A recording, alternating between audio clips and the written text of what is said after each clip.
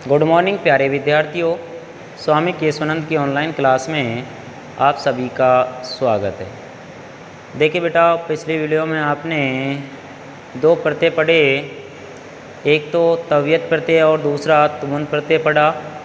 इसके बाद अगला प्रत्यय है कत प्रत्यय। कौन सा प्रत्यय पढ़ेंगे? कत प्रत्यय पढ़ेंगे। 6 नंबर का प्रत्यय है कत प्रत्यय। थोड़ा सा इसका परिचय देखते हैं। कत प्रत्यय है, इस कत प्रत्यय में क्या है, जो ये क है इसका तो क्या हो जाता है, लोप हो जाता है और केवल आपके पास क्या शेष होता है, तय शेष रहता है। और कत प्रत्यय का प्रयोग है वो किस में किया जाता है, वो कार्य की समाप्ति का बोध कराने के लिए। कार्य की समाप्ति हो गई है, उसका ज्ञान कराने के लिए कौन से प्रत्यय का प्रयोग किया जाता है, कत प्रत्यय का प्रयोग किया जाता है। कार्य की समाप्ति का बोध कराने के लिए कौन से प्रत्यय का प्रयोग होगा, कत प्रत्यय का। ठीक है। इसके बाद आती है बात है कि कत प्रत्यय में, कत प्रत्यय के रूप हैं वो तीनों लिंगों में चलते हैं। कैसे? पुल्लिंग में चलेंगे राम के समान, स्त्रीलिंग में रमा के समान और नपुंसक लिंग में किसके समान चलेंगे, फल के समान चलते हैं। ठीक है। जैसे मान लीजिए आपके पठ प्लस कत दे रखा है तो क्या बनेगा, पै ठी और कत प्रत्यय का तय शेष होता है, क्या बनेगा, पठित। क्या बनेगा, पठित। पुल्लिंग में राम के समान चलते हैं तो राम में विसर्ग लगाया जाता है, क्या बनेगा, पठित। स्त्रीलिंग में रमा की तरह चलते हैं तो क्या बन जाएगा, इसके स्थान पर पठिता हो जाएगा और फल के समान चलाएंगे तो पठितम हो जाता है। तो लिखें, इसकी परिभाषा लिखेंगे, कत प्रत्यय का प्रयोग देखें, कत प्रत्यय का प्रयोग कार्य की समाप्ति, कार्य की समाप्ति का बोध, कत प्रत्यय का प्रयोग कार्य की समाप्ति का बोध कराने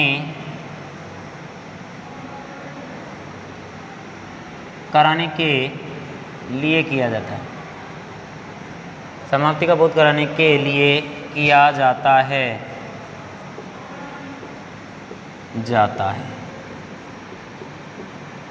तथा कत प्रत्यय के प्रारंभिक वर्ण तथा कत प्रत्यय के प्रारंभिक वर्ण के का लोप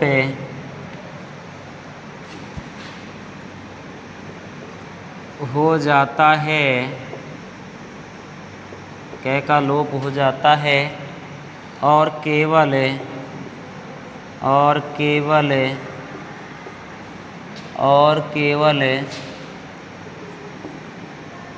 तय शेष रहता है। इसके रूप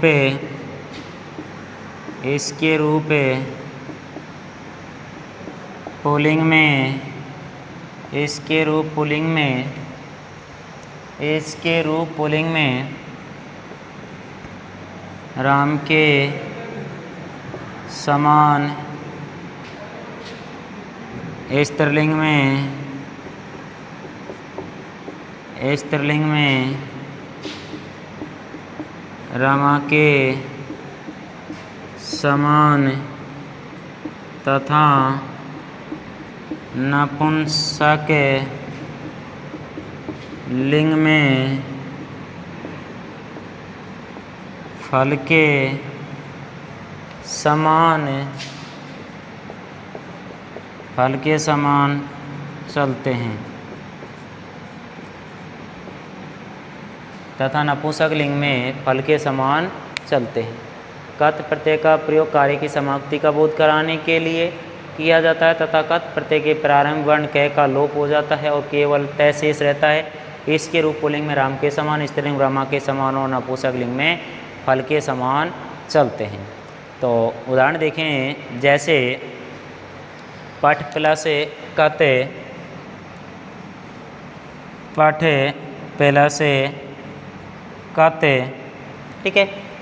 अब कत प्रत्यय का आपने पढ़ा है कि तय शेष होता है, लिखा हुआ है। तो मान लीजिए इसके रूप भी तीनों लिंगों में चलते हैं। पुल्लिंग में क्या लिखेंगे? प, ठी और तय, पठित है। स्त्रीलिंग में क्या लिखेंगे? प, ठी, ता। और नपुंसक लिंग में पठितम, पठितम, पठिते, पठिता, पठितम। इसके बाद जैसे गम प्लस कत है, गम प्लस कत, कत का तो वही तय शेष होता है। क्या बनेगा? गत, मैं का लोप हो जाएगा, गत है। गम प्लस कत बराबर गत है। स्त्रीलिंग में गता, स्त्रीलिंग में गता और नपुंसक लिंग में गतम। गत है, गता, गतम, गत है, गता, गतम है। इसके बाद है कथ प्लस कत, कथ मन के ना, कथ प्लस कत है, कथ प्लस कत, कथ का होगा कथित है, कैथित है, कथिता, कथित, कथिता, कथितम।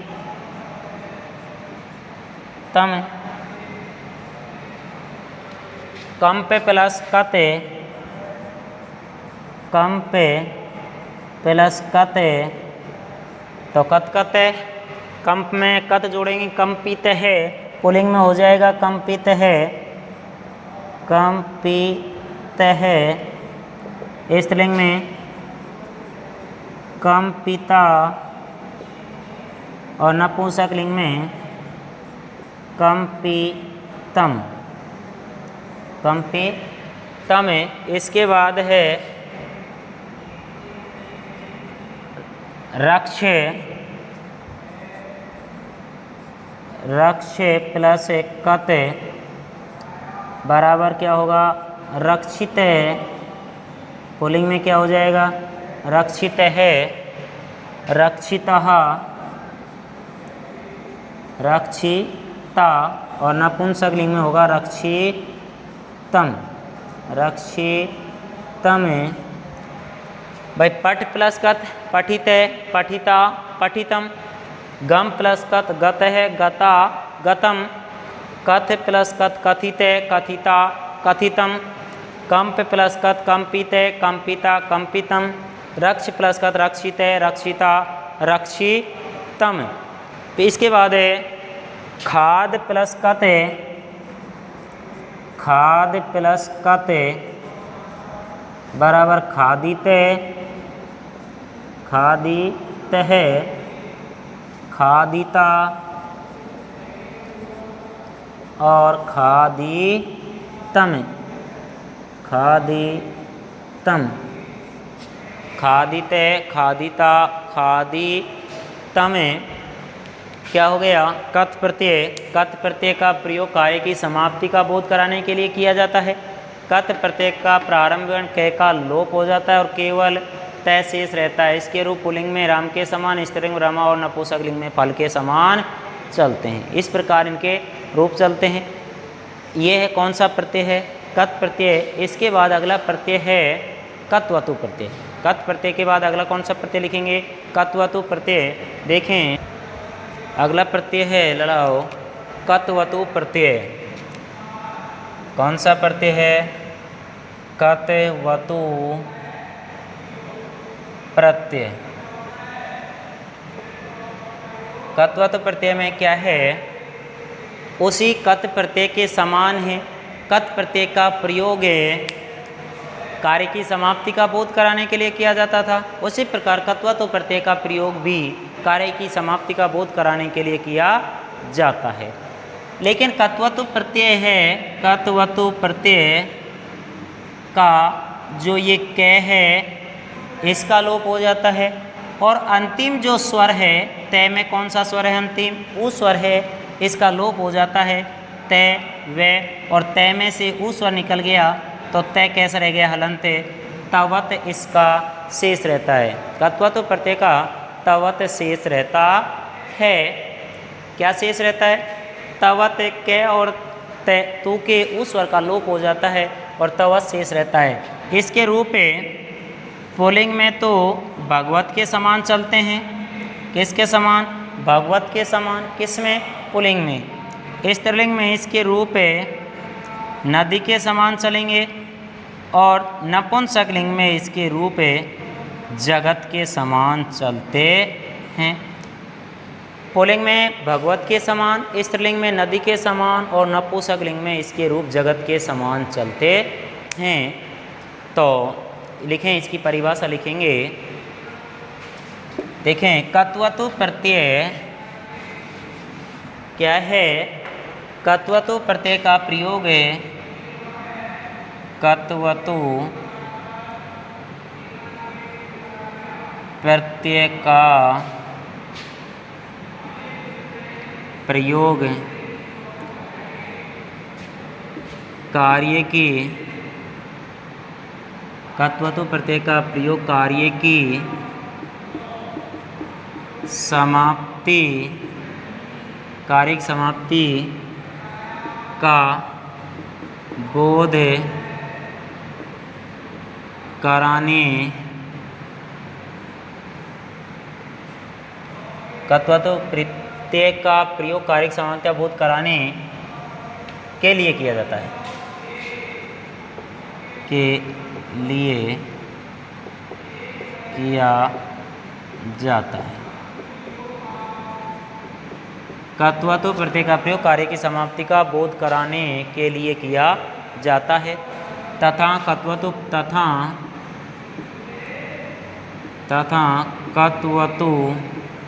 तथा कत्वतु प्रत्यय के प्रारंभिक, तथा कत्वतु प्रत्यय के प्रारंभिक वर्ण के, कत्वतु प्रत्यय के प्रारंभिक वर्ण के और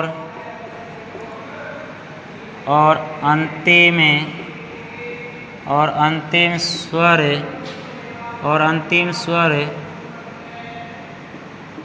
ऊ का लोप हो जाता है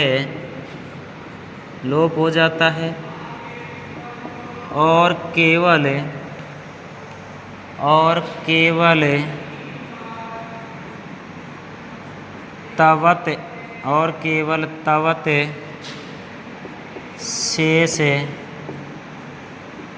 रहता है। इसके रूप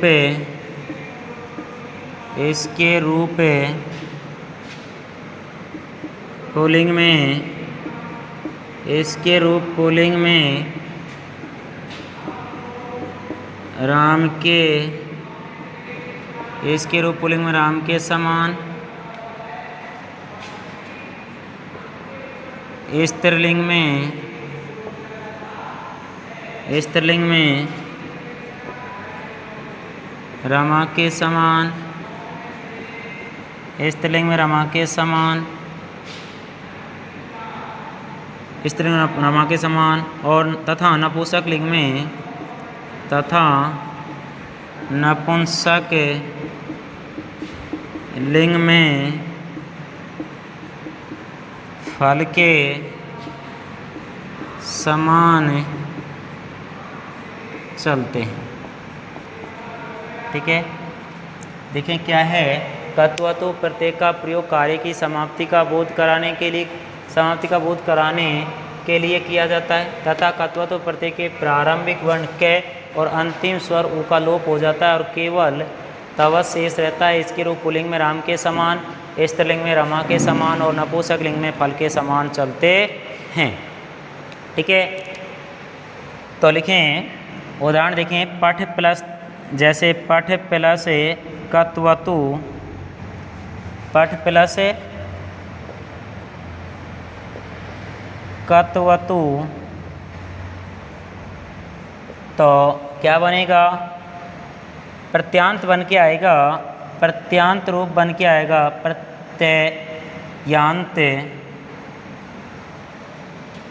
प्रत्यांत रूप बन के आएगा, क्या आएगा, पठितवत, पठितवत, पठितवत। अब इसे पुल्लिंग में देखेंगे तो क्या बनेगा, पठितवान,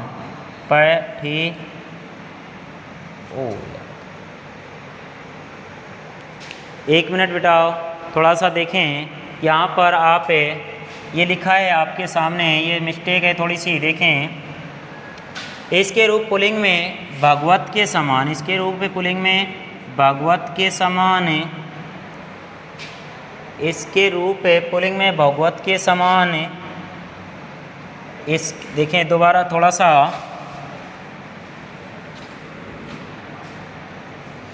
पुल्लिंग में भगवत के, पुल्लिंग में भगवत के समान, पुल्लिंग में भगवत के समान, स्त्रीलिंग में नदी के समान तथा नपुंसक लिंग में, तथा नपुंसक लिंग में जगत के समान चलते हैं। ठीक है, जैसे आप देखें, पठ प्लस कत्वतु, ठीक है, पठ प्लस कत्वतु, तो प्रत्यांत रूप बन के आएगा, प्रत्यांत, पठ में कत्वतु जोड़ें तो कत्वतु का तवत शेष होता है, पठितवत बनेगा, क्या बनेगा, पठितवत। पुल्लिंग की बात करें, पुल्लिंग में क्या होगा, भगवत के समान, पठितवान, क्या बनेगा, पठितवान, पठितवान। स्त्रीलिंग में पठितवती, नदी के समान चलेंगे इसलिए पठितवती, और नपुंसक लिंग में वो प्रत्यांत बन के आया, वही है, नपुंसक लिंग में क्या बनेगा, पठितवत, क्या बनेगा, पठितवत। ठीक है, पठितवान, पठितवती, पठितवत। ठीक है, गम प्लस कत्वतु, गम प्लस कत्वतु, तो इसमें होगा गतवत, प्रत्यांत क्या बनेगा, गतवत, में का लोप हो गया, गतवान, पुल्लिंग में होगा गतवान, स्त्रीलिंग में होगा गतवती, गतवती, और नपुंसक लिंग में होगा गतवत, गतवत, गतवत, गतवान, गतवती और गतवत। तो इसके बाद पा प्लस कत्वतु, पा प्लस कत्वतु, पा का पी के रूप चलेंगे, पीतवत, पा का पी तवत, पीतवत, पीतवान, पीतवती और पीतवत, पीतवत। ठीक है। पीतवत, रक्ष प्लस कत्वतु, रक्ष प्लस कत्वतु, रक्षितवत, रक्षितवत, रक्षितवत, रक्षितवान, रक्षितवान, रक्षितवती, और नपुंसकलिंग में रक्षितवत, रक्षितवत। इसके बाद ज्ञा प्लस कत्वतु, ज्ञा प्लस कत्वतु, ज्ञातवत, ज्ञातवत, ज्ञातवान, ज्ञातवती, ज्ञातवती, और ज्ञातवत, ज्ञातवत। तो ये कौन सा प्रत्यय है? कत्वतु प्रत्यय, ठीक है। कत्वतु प्रत्यय में तवत शेष होता है। पुल्लिंग में इसके रूप भगवत के समान, स्त्रीलिंग में नदी के समान, नपुंसकलिंग में किसके समान चलते हैं? जगत के समान चलते हैं। तो आज के लिए इतना ही, आगे अगली वीडियो में देखेंगे। धन्यवाद।